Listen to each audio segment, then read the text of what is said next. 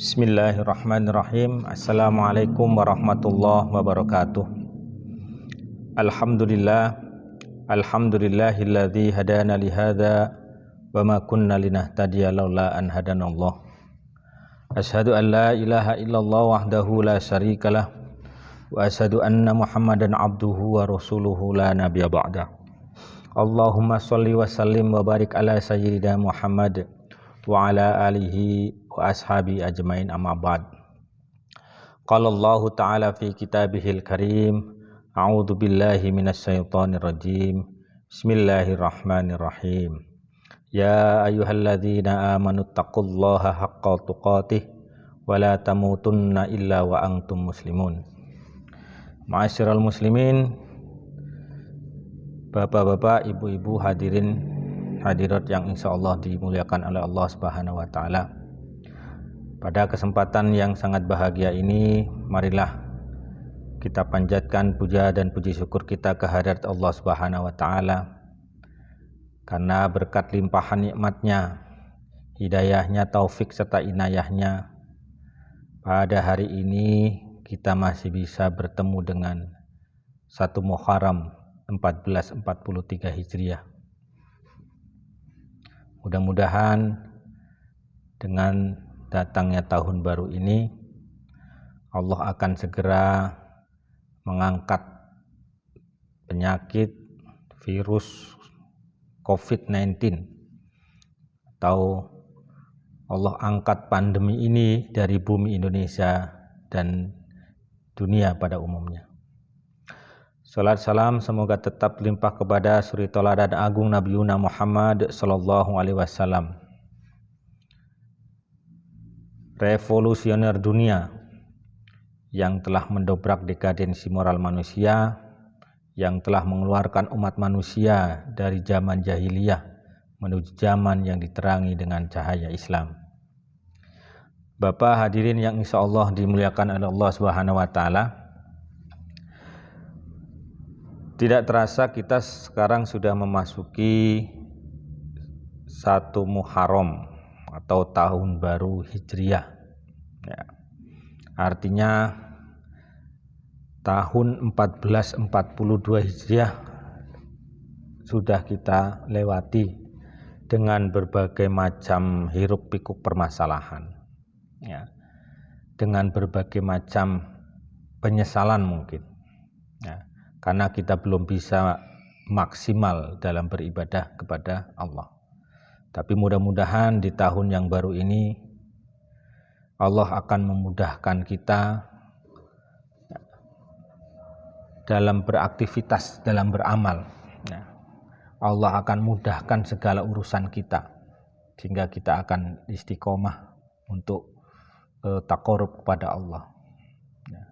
Dan mudah-mudahan di tahun yang baru ini Allah memberikan keberkahan umur, keberkahan rizki, keberkahan keluarga kita semua. Amin.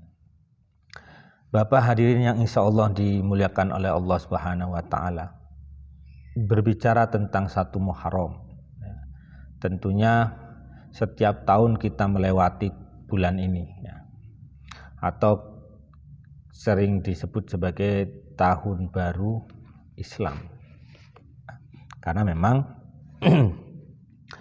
penanggalan dalam kalender Hijriah itu dimulai dari 1 Muharram.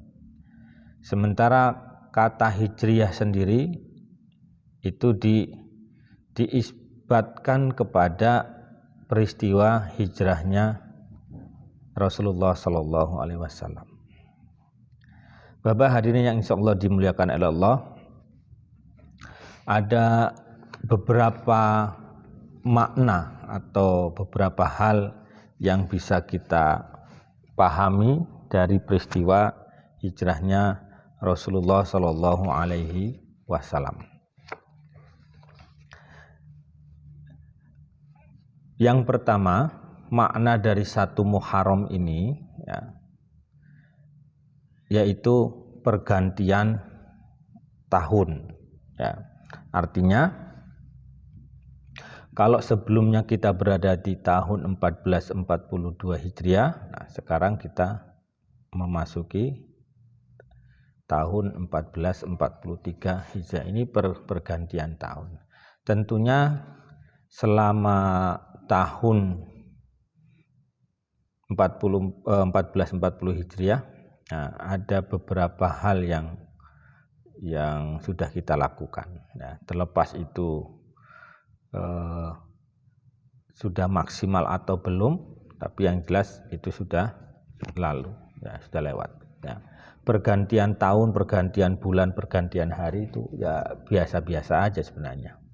Tetapi akan menjadi luar biasa ketika momen pergantian tahun ini kita jadikan sebagai momen untuk meningkatkan kualitas pribadi kita. Ya. Momen tahun baru ini diisi dengan aktivitas-aktivitas yang berfaedah. Diisi dengan kegiatan-kegiatan dalam rangka untuk beribadah kepada Allah. Maka tahun baru menjadi sesuatu yang luar biasa, yang istimewa. Yang tadinya biasa-biasa saja, karena memang ya pergantian tahun ya rutin tiap tahun gitu. Seperti halnya pergantian hari gitu. Dari hari Senin ke hari Selasa, Selasa ke Rabu, dan pergantian atau bulan gitu. Ya seperti itu, tapi hal yang biasa ini akan menjadi luar biasa ketika kita bisa memaksimalkan momen seperti ini. Ya. Kita isi dengan kegiatan-kegiatan yang bermanfaat. Ya. Makna yang kedua dari 1 Muharram atau tahun baru Hijriah itu adalah mengenang peristiwa hijrahnya Nabi Muhammad Shallallahu Alaihi Wasallam. Kita ketahui bersama bahwa peristiwa hijrahnya Rasulullah Shallallahu Alaihi Wasallam itu bukan peristiwa yang biasa-biasa saja, tapi melalui fase-fase, artinya tahapan-tahapan. Rasulullah hijrah itu tidak sekonyong-konyong gitu, tanpa perencanaan dan lain sebagainya. Ya, tapi ada tahapan-tahapan. Ya. Sehingga kemudian Allah memerintahkan kepada Nabi Muhammad SAW untuk berhijrah. Kalau kita baca sejarah peristiwa sebelum hijrahnya Rasul, ya. Jadi ketika musim haji tiba, itu kan masyarakat Arab itu banyak yang berziarah lah ke Ka'bah gitu. Nah, jadi pada suatu kesempatan kemudian ada sekelompok orang dari Yasrib, 6 orang kalau nggak salah, datang ke Mekah untuk melaksanakan ibadah ya, rutin mereka yang dilakukan setiap tahun. Ya. Kemudian 6 orang ini ketemu dengan Rasulullah. Ya. Kemudian Rasulullah ya komunikasi lah, ngobrol. Ya. Ya. Kemudian karena orang-orangnya ini sopan, ya, ketika diajak bicara oleh Rasulullah sopan, kemudian oleh Rasulullah diajak ke tempat yang lebih aman, yaitu di bawah bukit Aqobah. Ya. Sehingga nanti peristiwa ini disebut sebagai ya Baiat Aqobah 1. Ya. Kemudian setelah berada di bawah bukit Aqobah itu, kemudian Rasulullah mendakwakan Islam, mengajak 6 orang itu untuk masuk Islam. Ya Allah, Rasulullah bercerita tentang Islam dan lain sebagainya. Kemudian 6 orang ini tertarik untuk masuk Islam. Akhirnya dia masuk Islam. Ya. Kemudian pulanglah 6 orang ini. Kebetulan 6 orang ini dari suku Khazraj. Ya. Kemudian 1 tahun kemudian pas musim haji, rombongan dari Yasrib ini hadir lagi, termasuk 5 orang dari 6 orang yang pertama.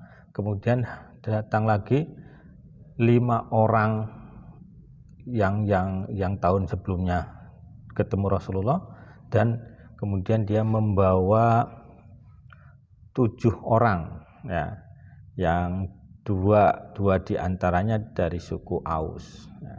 Akhirnya kemudian ya ketemu Rasulullah, maka kemudian terjadilah baiat, ya, maka dikenal dengan baiat Aqobah 2. Ya, dari sanalah kemudian ya ada perencanaan untuk hijrah ke Yasrib, ya, karena memang masyarakatnya itu lebih menerima Islam, ya.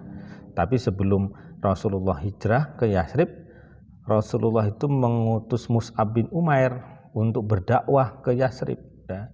Dan luar biasa berkat jasanya Mus'ab bin Umair ini kemudian Islam berkembang pesat di Yasrib, atau yang kemudian hari disebut sebagai Madinah, ya. Jadi itulah awal mula proses hijrahnya Rasul ke Madinah, ya, yang sebelumnya disebut dinamakan kota Yasrib, ya. Setelah kondisi Yasrib aman atau ya kondusif, memungkinkan untuk Rasulullah datang ke kota tersebut karena memang berkat jasa Mus'ab bin Umair, dakwahnya luar biasa, ya. Kemudian Rasulullah diperintahkan oleh Allah untuk segera hijrah ke Madinah atau ke Yasrib. Kemudian Rasulullah sampaikan kepada para sahabatnya, ya. Kenapa Rasulullah itu harus hijrah ke Madinah? Karena memang selama 13 tahun kurang lebih Rasulullah Rasulullah tinggal di Mekah, perkembangan Islam itu stagnan gitulah, nggak berkembang lah. Karena memang selama dakwahnya itu selalu diganggu, intimidasi, diancam dan lain sebagainya oleh orang-orang kafir Quraisy, ya. Sehingga ada perasaan takut, ya, bagi umat Islam saat itu di Mekah ketika dia mau beribadah, ya, ketika dia mau mengamalkan syariat Islam, ya. Takut, khawatir, ya.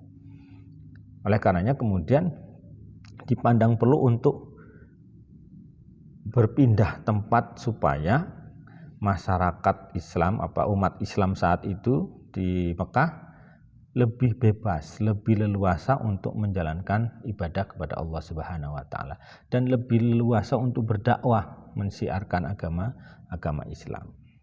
Ini alasannya. Jadi bukan tanpa sebab, tanpa alasan, ya. Akhirnya kemudian setelah tiba di kota Madinah, ya, maka kemudian inilah yang menjadi cikal bakal berdirinya negara Islam, ya. Apa saja yang dilakukan oleh Rasulullah, ya. Yang dilakukan Rasulullah ketika sampai di Madinah itu, ya secara singkat, yang pertama membangun masjid sebagai sentra kegiatan agama Islam, bukan hanya dijadikan sebagai tempat ibadah, tetapi masjid itu dijadikan sebagai pusat kegiatan. Ngaji di sana, artinya taklim, ya, ngaji. Ya, Rasulullah memberikan pengajaran Islam itu ya di masjid. Kemudian kalau ada permasalahan ya dimusyawarahkan di masjid, termasuk mengatur strategi perang itu di masjid. Itu yang pertama yang dilakukan oleh Rasulullah. Yang kedua apa? Yang kedua, menyatukan umat Islam. Jadi ukhuwah Islamiyah, membangun persaudaraan Islam. Itu yang kedua. Bagaimana kita ketahui bahwa di Madinah itu awalnya ada 2 suku yang selama kurang lebih 120 tahun itu selalu perang, terus bertikai, terus gak pernah akur, yaitu suku Khazraj dan suku Aus. Tapi berkat Islam, dengan hadirnya Islam, 2 suku itu menjadi akur, gitu, menjadi saudara, ya. Menjadi hidup rukun dengan hadirnya Islam. Makanya ketika Rasulullah hadir di Madinah, masyarakat Madinah saat itu atau Yasrib itu sangat welcome gitu, menerima dengan sukacita, sehingga di beberapa buku gitu Rasulullah itu disambut dengan sukacita oleh masyarakat Yasrib. Jadi dua suku besar inilah yang kemudian bisa disatukan oleh Islam. Nah, maka ketika Islam hadir di Madinah, ketika Rasulullah sampai di Madinah, maka hal yang kedua yang dilakukan adalah membangun atau membentuk ukhuwah Islamiyah. Selain dengan suku Aus dan Khazraj yang kemudian disebut sebagai kaum Ansor, tapi juga dengan para muhajirin, artinya orang-orang Mekah yang hijrah bersama Rasulullah. Rasulullah ikat dengan sebuah persaudaraan Islam yang akhirnya masyarakat inilah yang dalam sejarah disebut masyarakat yang paling ideal yang ada di dunia ini, ya, karena persaudaraannya luar biasa. Ya. Kita bisa baca di sejarah. Ini hal yang kedua yang dilakukan oleh Rasulullah ketika berada di Madinah. Jadi yang pertama bangun masjid, ya, artinya masjid dijadikan sentral kegiatan umat, sehingga dalam bidang apapun, ya, maka fokus diskusinya apa dibahas di masjid. Jadi masjid itu bukan hanya sebagai tempat untuk sholat gitu, yang mungkin secara umum masyarakat taunya masjid itu ya tempat untuk sholat gitu, sehingga sebenarnya fungsi masjid kan lebih luas dari sekedar untuk sholat, ya. Yang ketiga, hal yang ketiga yang dilakukan oleh Rasulullah di Madinah apa? Melakukan perjanjian dengan umat non-muslim atau kaum Yahudi lah saat itu, dengan adanya piagam Madinah. Ya. Bagaimana kemudian luar biasanya Rasulullah mendesain sedemikian rupa untuk membentuk sebuah organisasi lah atau negara, ya. Tahapan-tahapannya jelas. Dimulai dari masjid, kemudian menyatukan umat Islam, ya. Jadi timnya itu solid. Kemudian dia rangkul itu orang-orang non-muslim supaya bisa hidup bareng, berdampingan, aman, damai gitu kan, dengan sebuah ikatan perjanjian, ya, atau dikenal dengan piagam Madinah. Inilah yang kemudian hasil dari proses hijrahnya Rasulullah Shallallahu Alaihi Wasallam. Nah, akhirnya dari sanalah kemudian Islam bisa menyebar ke seluruh dunia. Bapak Ibu yang insya Allah dimuliakan oleh Allah, makna yang berikutnya dari 1 Muharram ini atau dari tahun baru Hijriah ini adalah mengingat kita bagaimana semangat perjuangan para sahabat itu. Bagaimana semangat juang para sahabat umat Islam saat itu untuk berhijrah ke kota Madinah atau Yasrib. Hijrahnya ini atau pindah dari Mekah ke Yasrib itu bukan kemudian tanpa halangan, tanpa rintangan gitu. Tidak seenak zaman sekarang ketika kita mau dari Gisting mau ke Raja Basa cukup berdiri di pinggir jalan, nanti ada mobil lewat kita naik, enggak. Ya. Walaupun sama-sama ya pindah gitu, pindah tempat ya. Tapi hijrahnya Rasul itu butuh perjuangan. Karena kaum Quraisy ya, saat itu kafir Quraisy itu mencoba menghalangi supaya umat Islam itu tidak hijrah.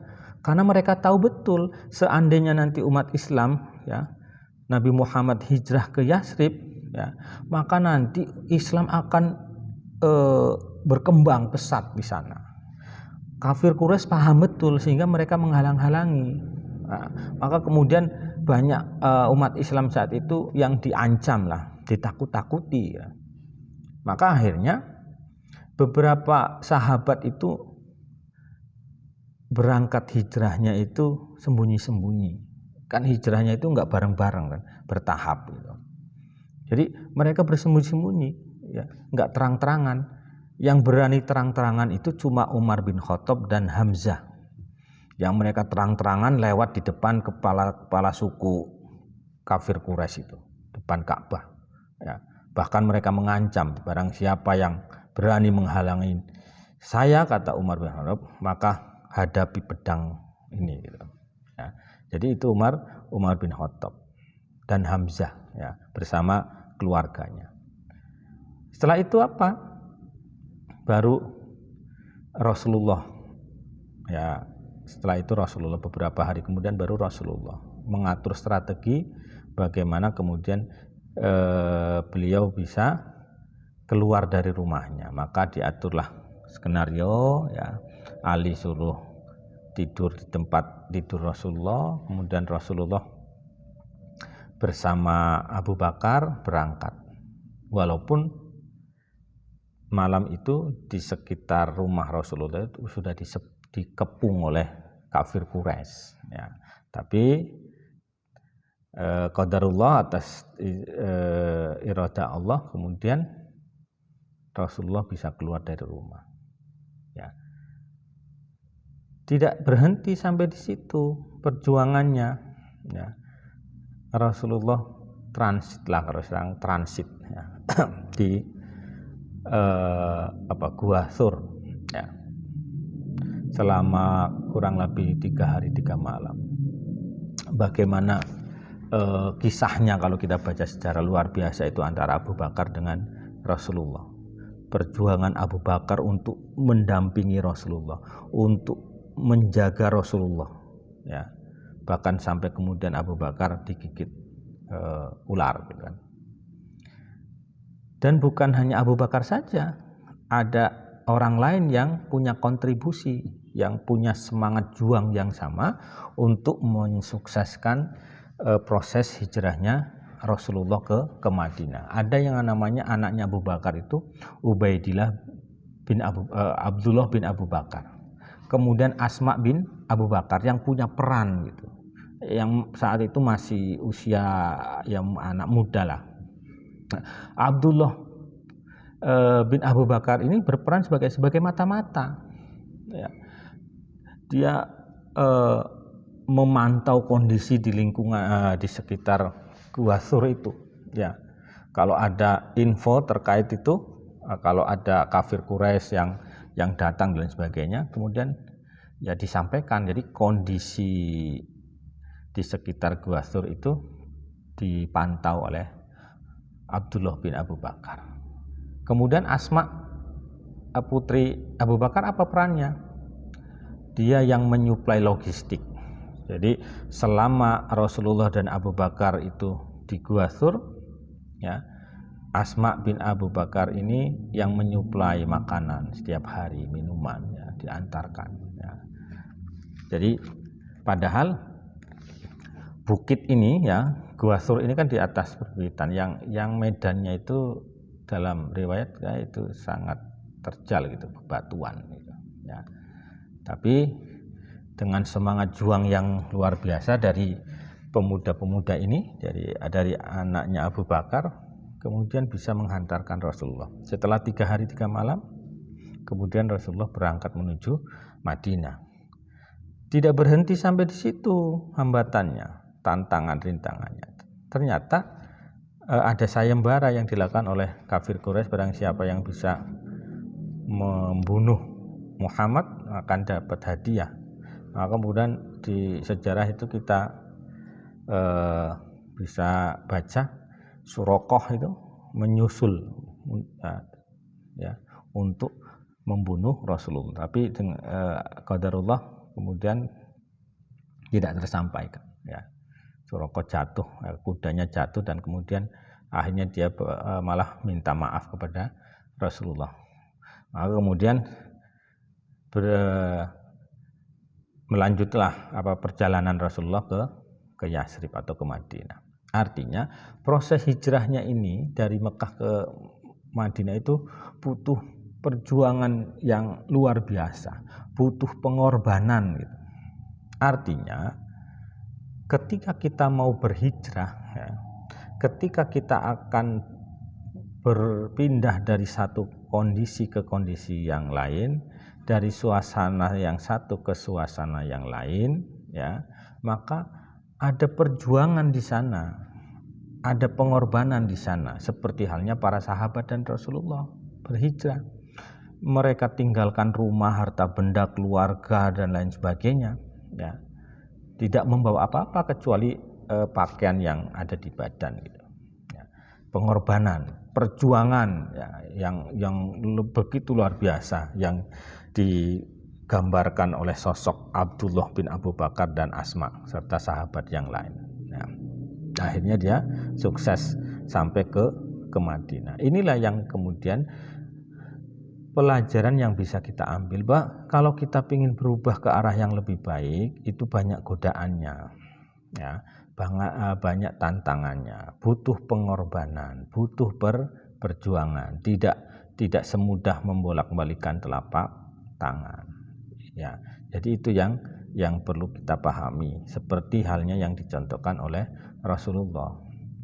Kenapa Rasulullah itu tidak mau hijrah bareng Umar atau Hamzah? Ya, kan kalau ikut Umar kan aman, ya, karena kafir Quraisy kan sangat takut dengan Umar bin Khattab. Kenapa Rasulullah tidak bareng dengan Umar?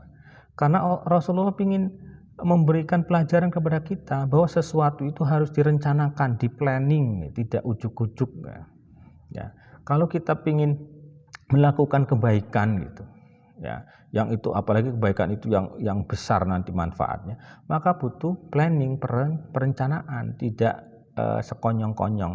Nah, ya, jadi butuh perencanaan. Itu yang ingin dicontohkan oleh Rasulullah ketika berhijrah.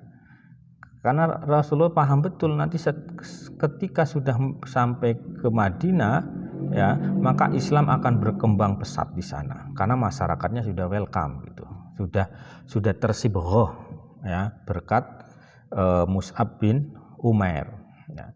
Maka Rasulullah mencontohkan, ya, pokoknya butuh perencanaan. Kalau kita ingin berubah ke arah yang lebih baik, butuh perencanaan. Ya, itulah yang ingin disampaikan oleh Rasulullah kepada umat Islam. Walaupun ya bisa saja Rasulullah itu ikut dengan Umar bin Khattab, karena kalau dia bareng Umar bin Khattab aman, karena kafir Quraisy itu takut dengan Umar bin Khattab.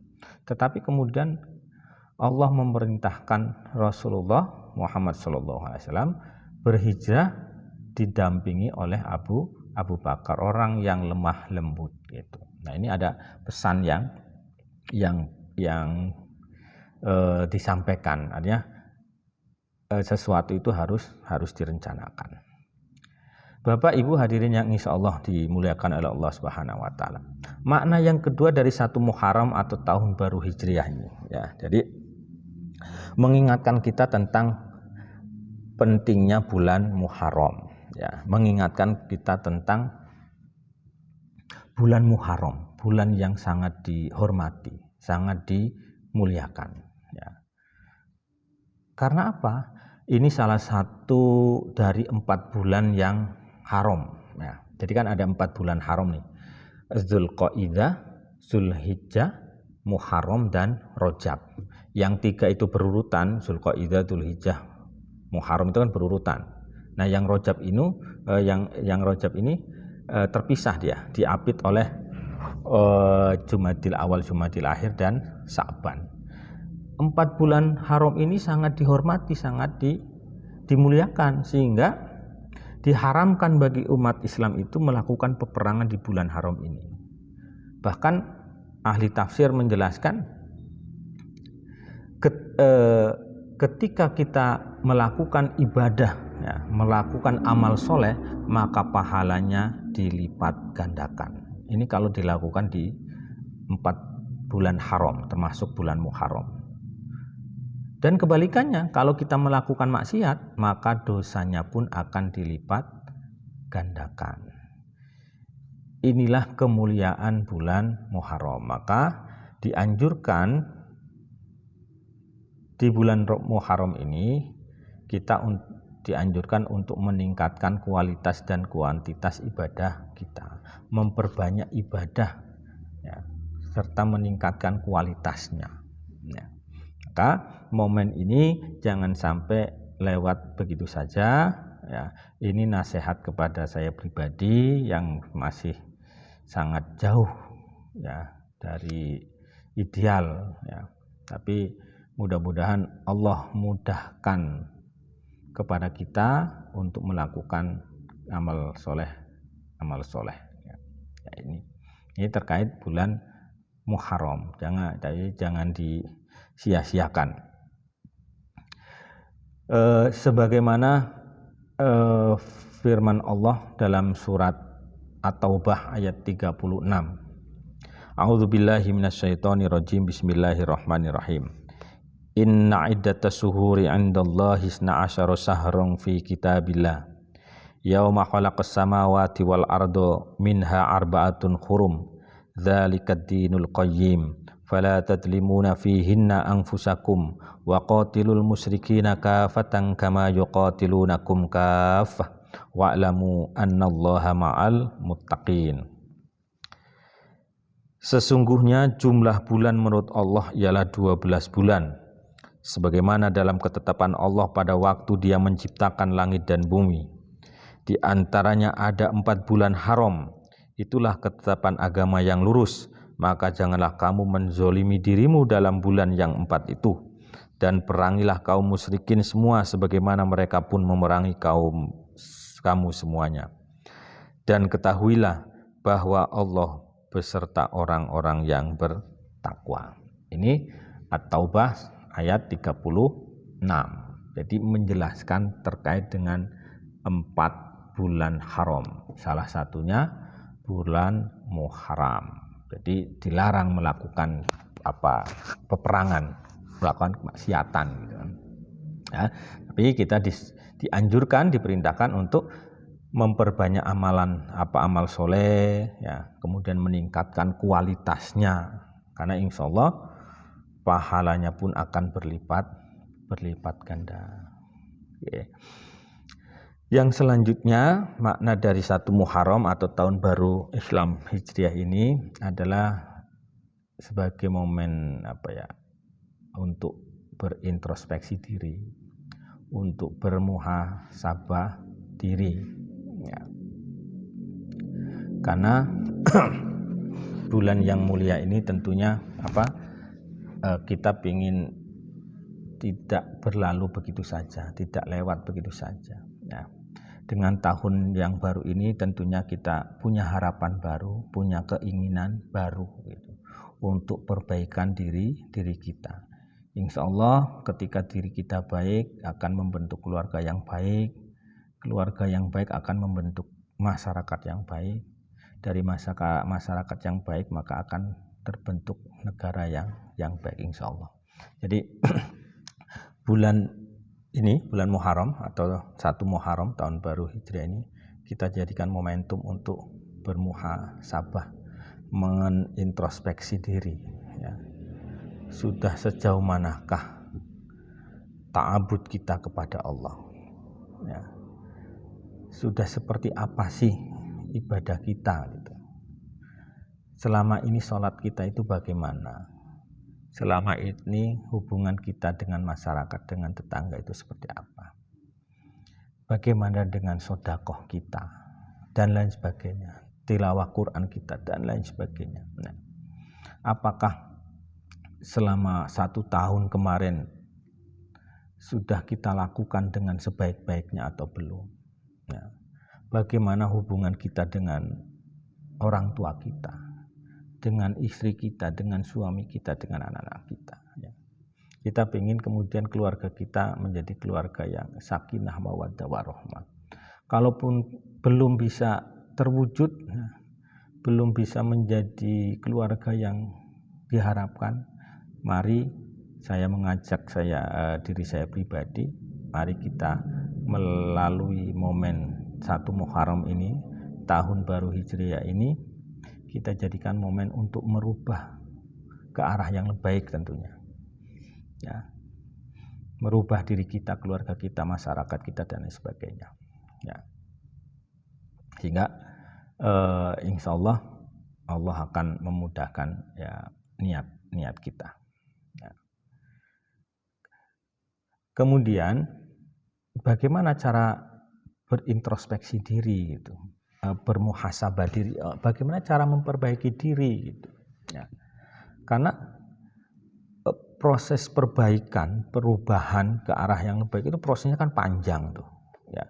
Enggak sekonyong-konyong tiba-tiba langsung berubah gitu, enggak. Butuh proses yang panjang, bukan sehari, 2 hari, seminggu, 2 minggu. Enggak sebulan, 2 bulan, bahkan sampai tahunan ini proses ini untuk bisa membentuk pribadi yang baik ini, membentuk keluarga yang baik, membentuk masyarakat yang butuh waktu. Tapi yang harus dipastikan bahwa untuk memutuskan kita berubah, untuk memutuskan kita mau berubah atau tidak, memutuskannya itu hanya butuh waktu sesaat, 1 detik, ya, 1 menit, gitu. Cukup waktu yang sesaat untuk memutuskan mau berubah. Tapi kalau proses perubahannya itu butuh waktu yang lama. Tapi yang penting ada niatnya. Nah, memutuskan niat untuk berubah itu ya butuh waktu yang sangat singkat. Saat ini juga niat, itu yang terpenting. Ya. Tetapi kalau kemudian tidak ada niat, ya, artinya momen Muharram ini ya biasa-biasa aja, nggak ada niatan untuk merubah ke arah yang lebih baik, maka ya sampai kapanpun ya kita akan seperti ini saja gitu. Nah, jadi ini proses untuk merubah diri. Jadi kita jadikan momen 1 Muharram tahun baru Hijrah ini proses untuk bermuhasabah, berintrospeksi. Bagaimana caranya? Maka di beberapa buku yang pernah saya baca ada beberapa langkah bagaimana kita bermuhasabah diri. Yang pertama, kita bertanya kepada diri kita masing-masing. Kemudian kita jawab secara jujur. Apakah selama 1 tahun kemarin kita sudah baik, sudah benar dalam melaksanakan ibadah sholat umpamanya? Apakah selama ini saya sudah berbuat baik kepada orang tua kita? Apakah selama ini saya sudah bersedekah? Apakah selama ini saya sudah menjalankan sholat 5 waktu dengan baik gitu? Apakah selama ini saya sudah membaca Al-Quran dengan rutin gitu, dengan baik dan sebagainya? Maka pertanyaan-pertanyaan ini ya dijawab dengan jujur sesuai dengan hati nurani kita. Ditulis di jawabannya itu. Ya. Pertanyaannya itu dikembalikan ke diri kita masing-masing sesuai dengan kondisi kita. Tidak bisa kemudian antara satu orang dengan yang lainnya disamakan. Itu langkah pertama. Jadi bikin pertanyaan, kemudian pertanyaan itu kita jawab dengan jujur. Ya. Dijawab dengan jujur sesuai hati nurani. Yaitu ditulis. Ya. Kemudian apa setelah diajukan pertanyaan kepada diri kita masing-masing, kemudian sudah kita jawab dengan jujur, kemudian dari jawaban-jawaban itu ditarik sebuah kesimpulan. Ya. Ada jawabannya sudah temu, kemudian kita bikin perencanaan, ya. Bikin tahapannya. Oh, apakah selama ini saya sudah bisa menjalankan ibadah sholat 5 waktu dengan baik dan benar? Kalau jawabannya saya belum bisa menjaga ibadah sholat 5 waktu saya, maka udah dari jawaban itu bisa kita bikin perencanaan bagaimana supaya saya bisa menjaga sholat 5 waktu saya. Apa rencananya? A, B, C, D, 1, 2, 3 dan seterusnya. Atau hal yang lain lah, pertanyaan yang lain. Nah, ada perencanaan, ada tahapan untuk memperbaiki kelemahan itu. Kemudian yang ketiga, ya, dari semua ini, ya, setelah ada pertanyaan, ada jawaban, kemudian ada tahapan perencanaan untuk memperbaiki itu, yang berikutnya harapan, ya, apa sih harapan kita, gitu. Ya, keinginan kita, keinginan kepada pribadi itu seperti apa, harapan kepada pribadi kita itu seperti apa, keinginan kepada keluarga itu seperti apa, harapan kita kepada keluarga itu seperti apa, harapan kepada masyarakat itu juga seperti apa. Artinya keinginan kita kepada masyarakat itu apa keinginannya, sehingga tapi itu dicatat ya, jangan kemudian difikirkan aja nanti lupa gitu. Oh, saya pingin di masyarakat itu bisa bermanfaat gitu. Oh, saya pingin di masyarakat itu punya kontribusi. Saya pingin di masyarakat itu saya bisa membantu tetangga-tetangga saya yang ekonominya lemah. Oh, saya pingin di masyarakat itu menjadi sosok yang bisa menjadi teladan dan sebagainya. Maka harapan-harapan itu ditulis, itu harapan kepada masyarakat. Nah, harapan ke diri kita apa? Harapan kepada keluarga kita apa? Ya catat, tulis. Ya, itu langkah-langkah bagaimana kita bermuhasabah. Jadi memberi pertanyaan kepada diri kita sendiri, kemudian dijawab dengan jujur, kemudian disimpulkan, direncanakan, ya. Jadi itu sampai kemudian harapan, keinginan, ya. Kemudian kalau memang memungkinkan dari jawaban-jawaban tadi, dari kesimpulan tadi, ya dibikinlah sebuah kalimat lah, moto hidup biar lebih semangat lagi. Umpamanya apa, untuk supaya semangat dalam hidupnya, pantang layu sebelum berkembang atau apalah, atau moto yang lain, ya hanya sekedar untuk penyemangat saja, ya, tapi ditulis, ya. Apakah harus seperti itu ketika kita proses bermuhasabah diri? Tidak sih. Memang itu tergantung ke diri kita, niat kita, ya, niat yang kuat untuk berubahnya itu ada, ya. Tidak harus pakai langkah-langkah seperti itu hanya contoh saja, karena di sebuah buku saya pernah membaca seperti itu prosesnya untuk merubah diri. Jadi momen tahun baru Hijriah ini kita jadikan sebagai momen untuk merubah diri kita ke arah yang lebih baik. Berubah dari segala sisi tentunya. Artinya berubahnya itu dari semua sisi gitu. Ruhiyah kita, fikriyah kita, jasadiah kita itu harus berubah gitu. Apalagi kita berada di masa pandemi seperti ini, maka ya pola hidup sehat yang selama ini belum bisa kita laksanakan, ayo berubah gitu, ya, diganti gitu, dirubah pola hidupnya supaya pola hidupnya lebih baik, lebih sehat gitu kan. Sakofahnya, wawasannya, fikriyahnya juga sama.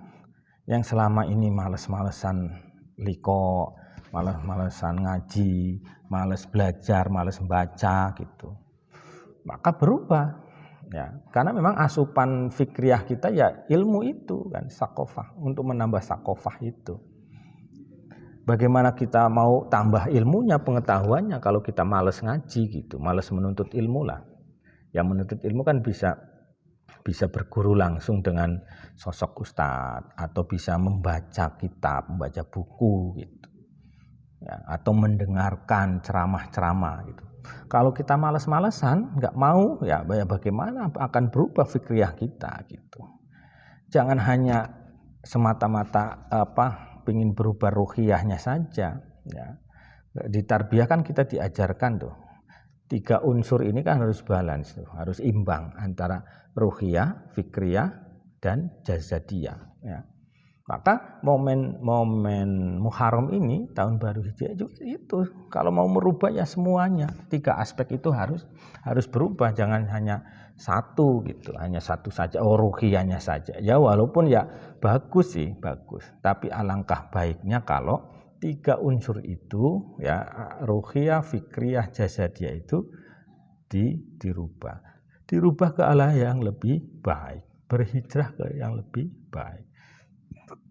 Jadi ini yang dimaksud dengan ya perubahan ya, atau hijrah ya. Jadi ada momen atau proses untuk introspeksi, muhasabah lah,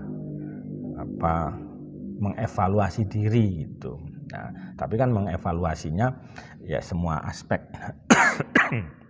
bukan hanya untuk ruhiyah ya, karena kita diajarkan memang tiga unsur itu supaya balance di dalam diri kita ya, karena itu yang menentukan. Insya Allah ketika ruhiyah, fikriyah, jasadiyah itu tumbuh dengan baik, berubah ya, semakin hari semakin baik gitu, insya Allah nilai manfaat kita di tengah masyarakat juga akan semakin baik gitu.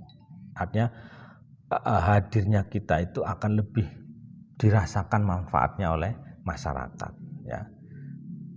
Kalau ruhiyahnya kita bagus nih, ibadahnya bagus, tilawah Qur'annya bagus, tapi kok badannya sakit-sakitan gitu, dikit-dikit masuk angin, dikit meriang, pas masyarakat butuh untuk gotong royong kita nggak bisa hadir, alasannya sakit, minggu ini sakit, minggu depan sakit lagi gitu. Nah ini kan nilai manfaatnya berkurang gitu. Atau ruhiyah kita bagus, jasad kita bagus, tapi fikriyah kita lemah gitu.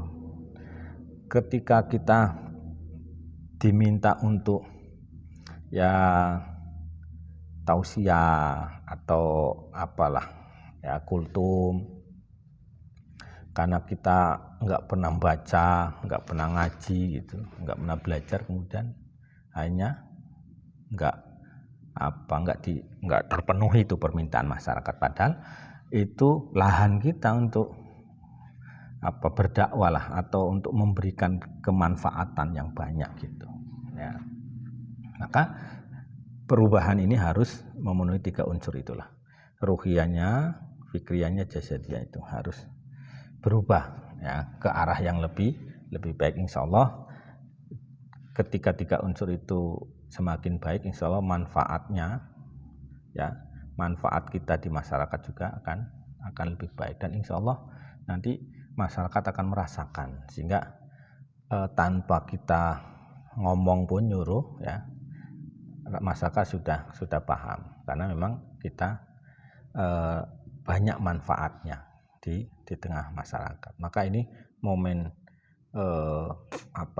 Muharram ini kita jadikan momen untuk merubah diri kita ke arah yang lebih baik, berintrospeksi diri, bermuhasabah diri ya. Termasuk ya di pandemi inilah ya, kita merubah pola hidup, pola makan dan lain sebagainya. Apalagi kayak saya yang badannya gemuk kayak gini kan berarti ada something wrong lah ya. Bapak Ibu hadirin yang insya Allah dimuliakan oleh Allah, inilah harapannya momen tahun baru ini menjadi momen untuk perubahan bagi diri kita ke hal-hal yang positif, yang lebih baik ya. Walaupun kita sadari bahwa proses perubahan ini tidak mudah ya, tidak gampang, butuh pengorbanan, butuh perjuangan. Tapi yang pertama, niatkan dalam diri kita ingin berubah, kita ingin lebih baik ya. Diri kita, keluarga kita, masyarakat kita, negara kita ya. Maka diawali dari diri kita, azamkan.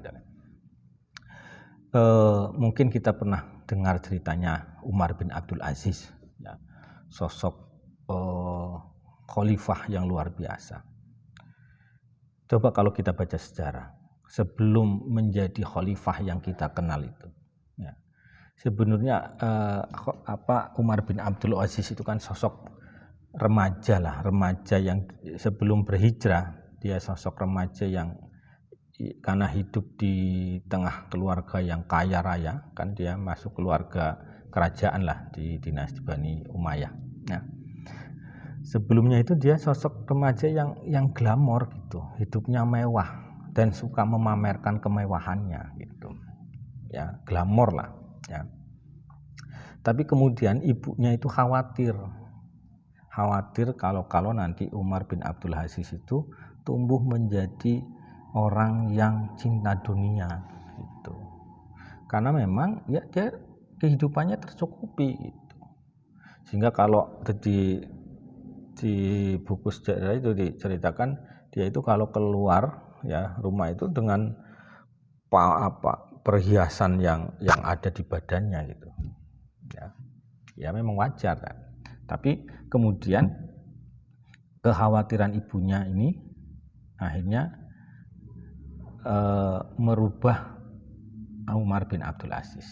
Jadi Umar bin Abdul Aziz itu dikirim dari Damaskus ke kota Madinah untuk belajar, untuk ngaji, untuk mondok.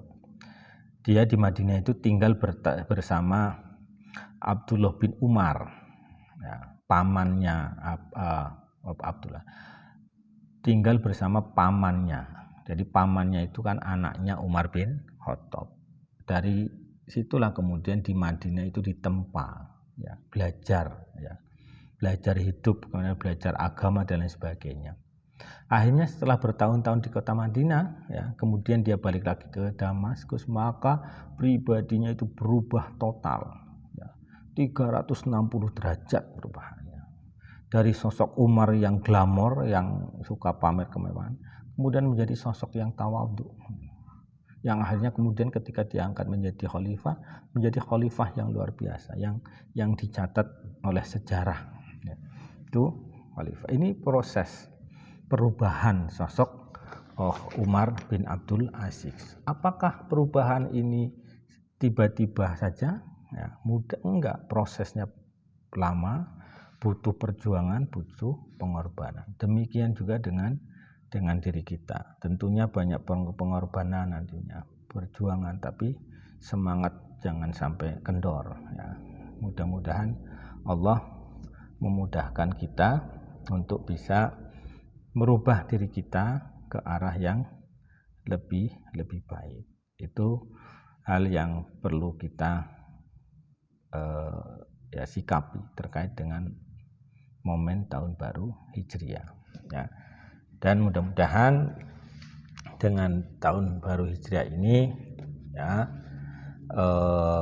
Indonesia, negara kita akan semakin baik lagi. Allah akan mengangkat penyakit ini yang mewabah di bumi Nusantara, ya. Pandemi ini akan hilang, ya. Kemudian virusnya juga hilang, sehingga kita bisa hidup normal kembali, beraktivitas normal sedia kala. Sehingga mudah-mudahan banyak kebaikan, ya, setelah kita melewati tahun baru Hijriah ini. Tentu saja yang terpenting bahwa ada perubahan pada diri kita, dari spiritualnya, ya, dari ruhiyahnya, jazadiyahnya maupun fikriyah.